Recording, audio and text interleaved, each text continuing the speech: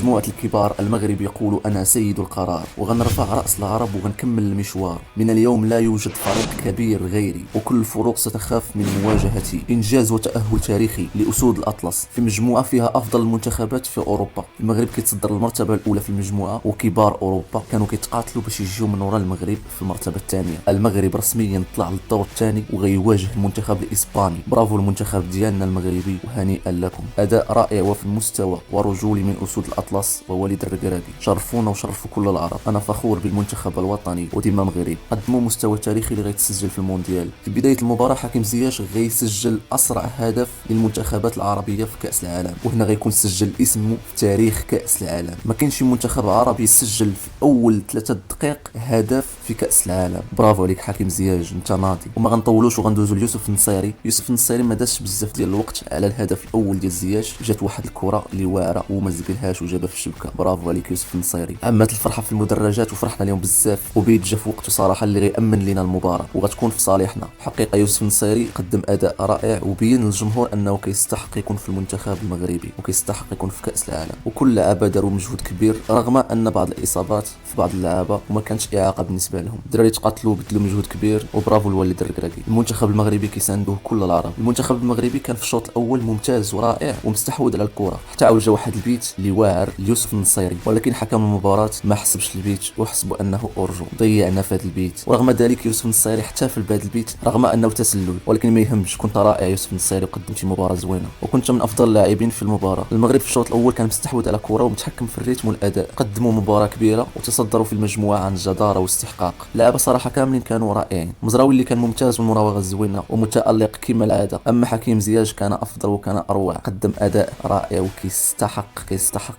يكون هو الأفضل في المباراة. حكيم زياش قدم مستوى عالي من أفضل المستويات ديالو. حكيم زياش خرج في الشوط الثاني ودخل في بلاصتو حمد الله جات واحد الفرصة واعرة الصراحة. بوخلال اللي كان حداه وتيقول ليه باسي ليا كرة، ولكن حمد الله تعطل وما عطاش كرة. كانت فرصة زوينة وكان يقدر يكون بيت، ولكن معليش كرة هذه تضاعت الكرة وضيعنا فرصة وضيعنا بيت. كاين بعض الأخطاء اللي ما خصهاش تكون في المباراة، وبالخصوص مباريات الكبيرة بحال هادو نتمنى يصلحوها وما تبقاش بحال هاد الأخطاء، لأن أخطاء اللي تكون بعض المرات ما كترحمش. وشنا بزاف ديال الفرص اللي ضاعوا في المباراة كنتمنى منهم يصلحوها، لأن الجمهور مازال كيتسنى الكثير من المنتخب الوطني. مبروك الفوز للمنتخب الوطني، تستاهلوا الفرحة. وعجبتني الروح الجميلة اللي عند اللاعبين مع الجماهير، كل مرة كيحيوهم بطريقة اللي واعرة وبشكل جميل وجنوني، وهادشي كيخلينا نثيقوا فيهم وكيعطيونا امل انهم غيديروا شي حاجه. والحاجه الواعره اللي كتعجبني بزاف هو ملي كيتماركا شي بيت او ملي كتسالي المباراه كيمشيو كيسجدوا لله تعالى شكرا له. برافو عليكم اسود الاطلس، صراحه منتخب اللي كيستاهل الدعم وكيستاهل التشجيع. وايضا امير قطر اللي كان كيشجع المغرب ورافع الرايه ديال المغرب ومفتخر بالمنتخب الوطني وبالفوز ديالو. شكرا له وشكرا لقطر على هذا الاحتفال الزوين ديالهم والدعم ديالهم لمنتخبنا الوطني. وكل الدول العربيه وكل الجمهور العربي كاملين كيدعموا المغرب وكيشجعوه وكيحبوهم كاملين بلا استثناء، جميع الدول العربيه. وما بغيتش ننسى في هذا الفيديو امرابط اللي كان رائع وكان ناضي، وبرافو عليه على القتاليه ديالو. في اي بلاصه في الملعب كتلقاه حاضر وبجداره. وبرافو لكاع اللعابه اللي قدموا واحد الدور رائع. كانوا بعض الاخطاء وكانوا فرص اللي ضيعناهم، ولكن رغم ذلك قدموا مباراه واعره وكيستاهلوا عليها التشجيع والتقدير. شكرا لكم منتخبنا الوطني. وما ننساوش وليد الركراكي، شكر خاص ليه وبرافو عليك وليد الركراكي. برافو عليك